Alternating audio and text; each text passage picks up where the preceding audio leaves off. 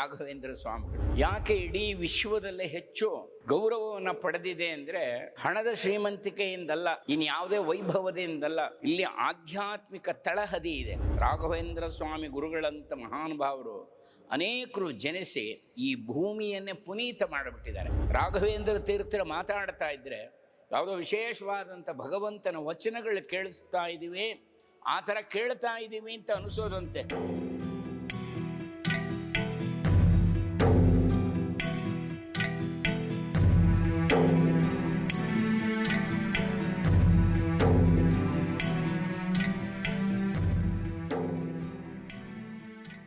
Heggadde studio, ಇದು digital ವಾಹಿನಿ. Like ಮಾಡಿ, ಸಬ್ಸ್ಕ್ರೈಬ್ ಮಾಡಿ.